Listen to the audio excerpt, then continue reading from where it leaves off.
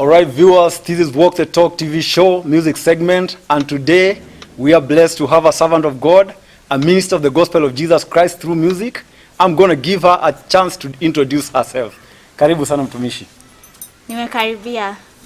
So, tell us your name and exactly what you do. The name is Nellius.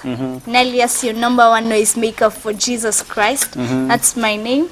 Yes. So you are a noisemaker for Jesus Christ. Number one noisemaker. Noisemaker. In which way do you make noise for Jesus Christ? Through music. Through music. Yes. You sing, you rap. What do you do?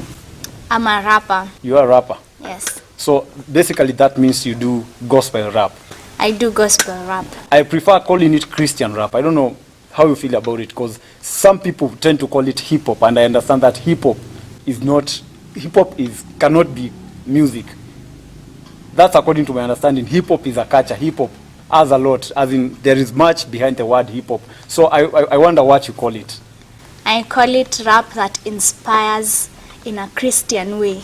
So that's Christian rap. Yeah. Well, Nellius, tell us more about you. Ooh. Basically, who is Nellius? Nellius is a rapper. Nellius started out in Active Sounds as an MC. Doing gigs, concerts, going to school events. That is how I started out. And when it comes to rapping, I was in a band called Syria Muziki. That is where I started out rapping. Yes, and doing spoken word. Yes. I understand that apart from rapping, you can also sing. Why did you have to choose rapping than singing? Well, because at times you have to weigh the options.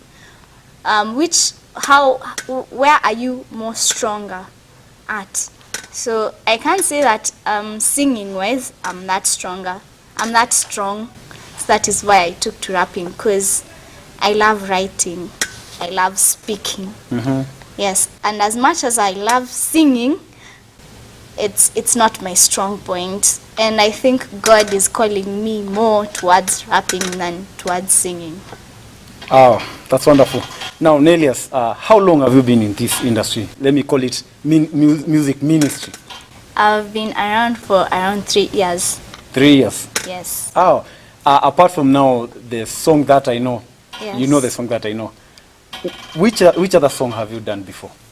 So it's a long story.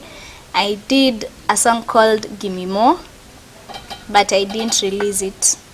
Yes. Why didn't you release it? Well, because the studio I did it at, it got lost. Yes. So the data got lost or something? Yeah, the data got lost. Sorry about that. Yes.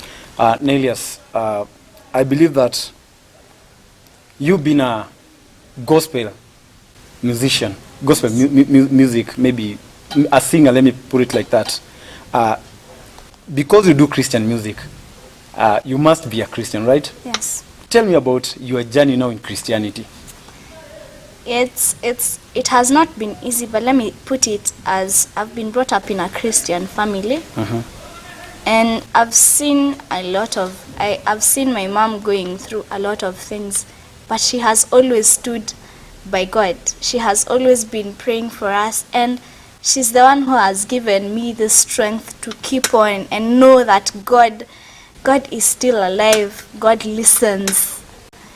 And at times when you feel that you can't move on, maybe the circumstances are just not right, God is just telling you, wait, I'm preparing you for something.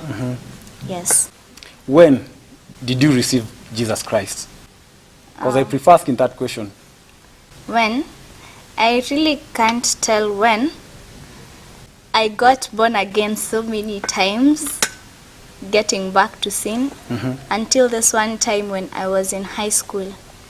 I can't remember the date, but from then on, I've been living in the faith and knowing that I'm a Christian, I'm born again, and this is the right way to go. So you basically, you can remember when you got born again, but you can't remember the dates. Yes. So since then, when you got born again, who has been your mentor? Because I believe that for us to grow, we have to be fed. Yes. You fail to feed a kid the right to give the right diet to a kid, that kid will end up being maybe not growing up to be strong, or else getting sicknesses, and yani the body will not be strong to maybe to resist somewhat some diseases. So I believe that every Christian, every young person who gets born again, or even age doesn't matter, any Christian should have mentorship. Who is your mentor? My mentor is my dad. He's called Pastor Charles Muli. Your dad is a pastor? Yeah. No, my dad, my spiritual father. Okay, I can understand. My spiritual father. He's the one who's been guiding me, even in music. He's my mentor. Yeah. And I'm very open with him, and I talk with him. And even when I have challenges, we pray together, and I just can't put it. He actually even sees things before they actually become. He tells me, at times he calls me and asks me, how is it going? How are you? Okay, now you take care. And at times when he speaks, he is actually warning you of something is coming your way. He's warning you, be a good child. Yes. Wow. And at times he talks to me and tells me, and be strong. I remember even when I'm in school and I feel that I'm not going to finish, he usually prays with me and tells me, Nellius, there's a bright future ahead of you. Keep on praying. God is still there with you. And even in my walk with Christianity, yeah. I really understand. I Yes. understand. I get you. It's good to have mentorship. Now, just because you've mentioned about school, Yes. is Nellius still in school? Yeah. Or Nellius is out of school? Nellius is still in school. Yes. No. I am doing economics at the University of Nairobi. University. If I was asked, I would say you're still in high school. My goodness. Sorry about that. That's wonderful. That's Yes. good. So you're doing economics? Economics. Why did you choose that course? If I were you, I would choose music instead of that. Yes, but when I got to university, when I started out in university, I didn't know that I could actually. I had tried it out in at high school, but I just did economics because I felt that I was good in mathematics. That was the only reason Wonderful. I did. Wonderful. Yes. So, Nellius, we had a topic of the day here in Walk the Talk TV show, Yes. which is love. When I say love, what do you understand?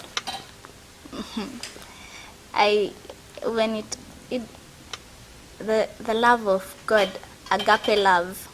I believe there are two kinds of love. In our today world, we confuse agape love for infatuation.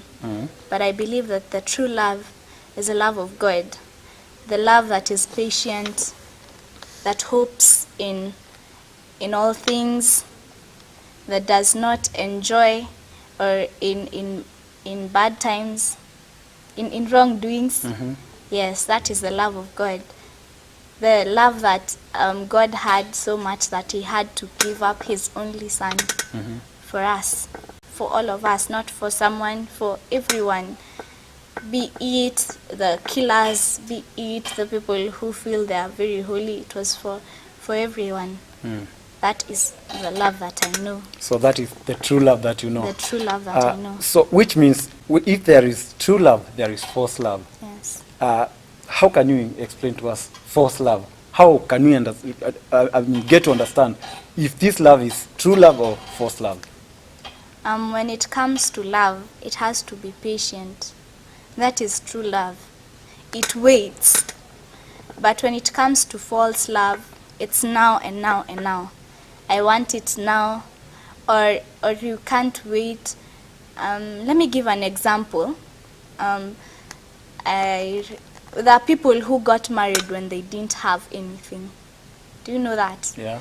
But nowadays, people can't get married without anything. They want to get married when the person has already gotten the money.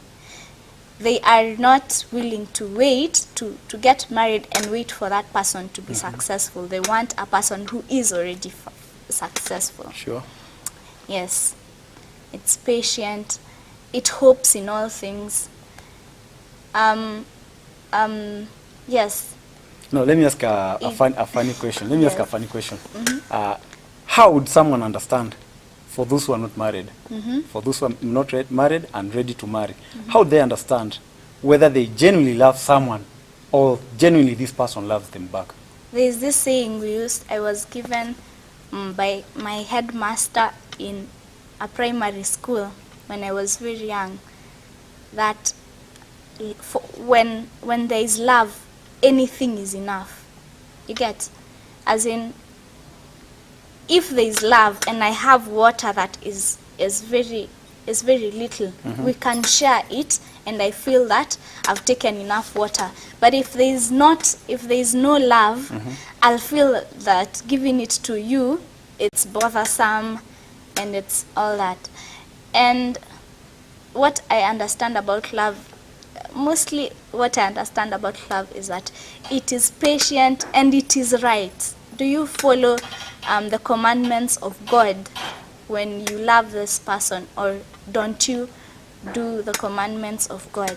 So basically what you're saying is that true love should be based on the commandments of God, as in the will of God. Yes, and remember, Jesus was asked the greatest the greatest commandment, and he says, love your God with all your heart, with all your mind, and with all your soul. Then the second commandment that crowns all the commandments is love your neighbor as you love yourself. Wow, wonderful. That's powerful. So loving your neighbor as you love yourself. As you love yes, yourself. I meant loving your neighbor as you love yourself. Don't laugh at me. Okay, Nellius. Yes. To crown this, Yes. we will be back and she'll give us a song.